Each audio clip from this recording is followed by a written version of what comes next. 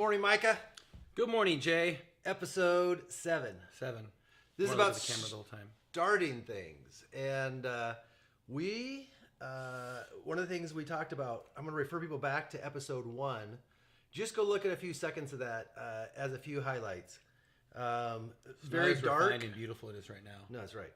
Very dark, very hard to hear. And one of my favorites part was we talked about the bass from the bar downstairs was shaking the phone. And also it was like 39 minutes long because we hadn't done any editing yet. And the point of getting started, which I know you want to hit on, is the point of starting is to Start. That's it. We're done. That's the episode 7. It's the shortest episode ever. Yeah. But I had some questions because you and I have both started things, throughout our lives, and some of those have been fabulous, some haven't. But you were recently showing me some pictures when you moved about 2 years ago, I think, to your new gym space. Yep. And it was fun looking at those that you had the very first day, what it looked like, Yep. and then kind of some middle stages, and then the end. And then the other thing was to then look back around as we were standing in your gym 2 years later. Right. And then all showing the you change. the pictures. Yeah.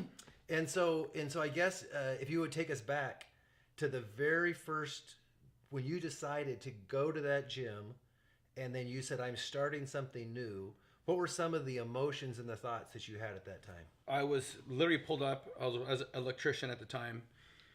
And my hours got cut back and got cut back and got cut back to the point where I was getting like 15 hours to 20 hours a week. Yep. And I pulled up. I called my project manager. I said, am I going to have any hours for December? He said, I don't know. You might want to file for unemployment. Wow. So I sat there in my work truck in the back of the warehouse going, the moment I said you can either go file for unemployment, which is smart, Yep. but you have skills and a mindset to go get things done. As soon as I knew there was a contrast between those two options, I literally said, fuck this. You're going to make something happen. Yeah. I literally, while I was in my work truck, called the landlord and said, is that front room still available? Yes. I said, I'll take it. How much is it for rent? Didn't have any money. Yeah. Can I have 1 month to get it ready? Yes. Click. Hang up the phone. Got on Facebook. I'm going to launch a boot camp. I looked on my calendar. Second Monday of January. Yeah. Put it on Facebook. Within 15 minutes, I had a paying client. Nice. Well, I even wrote down, so I have my notebook that I have, I think even in my backpack, where I wrote a list of priorities down, the top 3 priorities of 10. Well, this is what I need to get done. Floors. Number 1, I need floors. So a former client of mine reached out and wanted to train. And so I said, would you be willing to trade a few months of personal training for mats? Yeah. And so we did that right up front. So I got the mats in there, traded that out, got the mats in right away. So that was priority number 1. Everything else was getting dumbbells that somewhat matched off of Craigslist, getting a few kettlebells, getting a few more martial arts equipment. It was literally, you saw the pictures. Yes. An empty fucking room with mats that I Yes. mopped and went, thank God. I couldn't even afford a mop. Yeah. A mop and trash bags. I had to fucking budget out to grab Yes. a mop and trash bags. Yes. And then, so it was truly like, just go and you'll figure it out. Go and you figure it out. Go, oh, now you need paint. Yeah. That's another couple $100 just for the paint, and it took me 60 hours to paint that by myself. I go back to when I wrote for the magazines. I told you about that. I walked up, never wrote an article before. Right. I walked up to the owner, shook her hand, said, this article shit. Right. I can do a better job though. Yeah. I don't know what the fuck I was doing, Right. but I started. Yeah. And then 2 years later, after writing for free and putting out 1 to 2 articles every month for free, Yeah. I was able to start getting paid and then demand $1 per hour. Right. Like it's just, but I had to start. So when people go like bitch about like they're not getting, I didn't get paid for 2 years to write articles. I put my time in. Then when I'd go to these fitness conventions like the Arnold Classic, the Mr. Olympia show, I would shake hands with other magazine owners and talk to them. Oh, I've read your stuff, and we would talk. So that was a focused interaction to lay a seed for when I want to talk to them later about writing other articles. Right. Figured out what they liked about the industry, what they hated about the industry. Right. And I remember the guy who owned like 60 different GNCs couldn't stand the whole CrossFit thing. Yeah. So we had a great common bond. We talked about a lot of training philosophy. Yeah. So then when it came time to write more technical pieces, I was already in his mind. Yeah. Right. So again, the thing is just to start. Just people want to overanalyze shit. Just fucking start and get momentum going and go in that direction. You'll figure it out as you go. Right. And I think people get paralyzed by the thought and not enough action. Yes. And even if you look back at, again, this podcast we're doing, this video, TV fun thing, that we would have never got to episode 7 if we hadn't done episode 1. Right. And if you go back and look at episode 1 for 30 seconds and look at episode 7 for 30 seconds, they're very different. That every episode we've done our best to improve in some ways, add some equipment, take feedback, practice. And episode 1 was really a tragic mess. I go back and look at it and it's just messy. But that was probably the most important step. That episode 2 would have never happened if episode 1 hadn't started. And that's the thing, is it's a change of perspective. I don't see tragedy. Yeah. I see a birth. Yes. And any birth is good. painful, and there's Very positive. afterbirth, and there's mess, and there's Yes. pain, and there's work.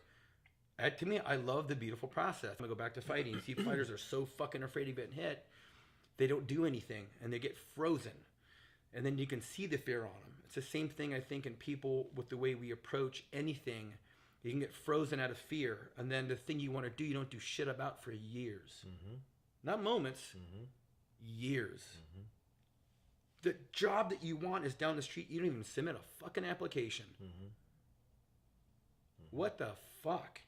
Right. So And those and that life keeps happening whether you want it to or not. That not Kind don't starting, give a shit. not starting doesn't make anything better. Uh-uh. That not starting, you have a sense of disappointment, of fear, of giving in, of failure without even starting. You're already failing by not starting because you go home saying, I'm in the job I don't like, I have this new thing I want to do, but I'm afraid. And so I have a sense of failure, and you've never even started. It'd be better to start and fail than to just constantly beat yourself up for not starting. Well, there's the mindset. There is no failure. Yeah. That's what you think. That's what you built up in here. There is no failure. Yeah. That's good. There is no failure. In fact, in the times that you learn the most, and usually the times of pain, it makes you a better, stronger human being. So where's the failure? Right. I think that a few points that I'm hearing from you, and again, it's even been good. You've kind of corrected me a few times. There is no failure. There's only chances to learn. And the fear of failure, look at that as an opportunity to learn. And so just take the fear out of it. That there's the worst case scenario that could possibly happen by me starting is I will learn something. If we could get there, think of how badass we could be. Right. Because if you think about everybody in our kind of just circle of friends, right? And how amazing they are. I can just start naming off people that I'm very impressed with. And all the things they do to add to the world, to make the world a better place. That each one of us has had to wrestle with that sense of, am I good enough? Is my idea good enough? Could I be successful in this?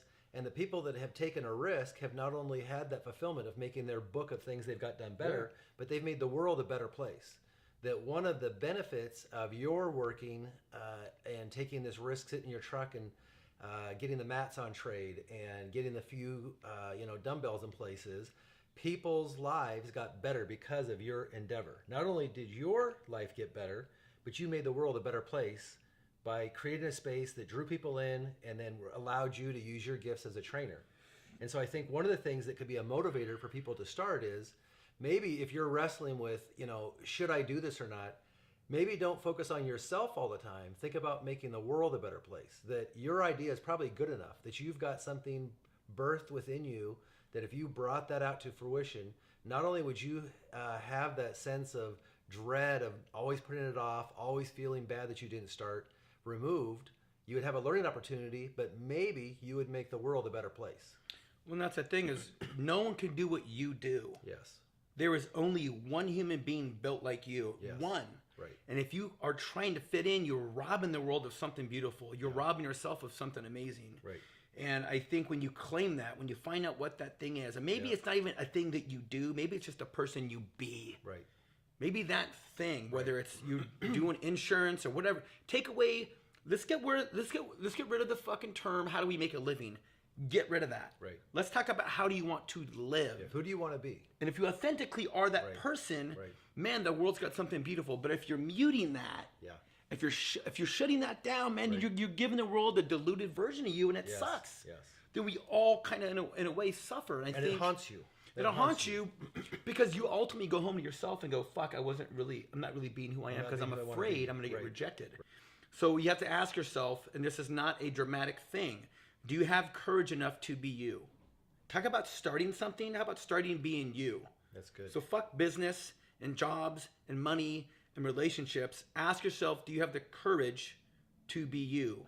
And screw what people say about you, your family, your friends. Do you have the courage to be you? Yes. Or do you want to mute that and be accepted for a lesser form of you? Yep.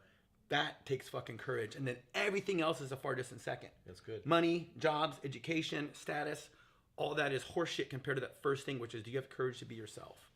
And I'm going to end on this. I'm going to say that if you happen to be one of the people that's watching this right now, there's probably an idea in you that you've been putting off, whether that's starting to work out, that's starting to look for a promotion, starting to look into a relationship, starting to adopting a dog. Whatever the starting might be that you've been putting off, that the big question is, why not start this week? Start it. Start it.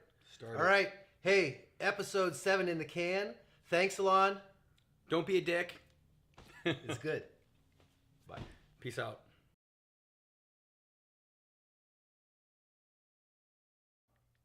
The Loft Sessions with Jay and Micah.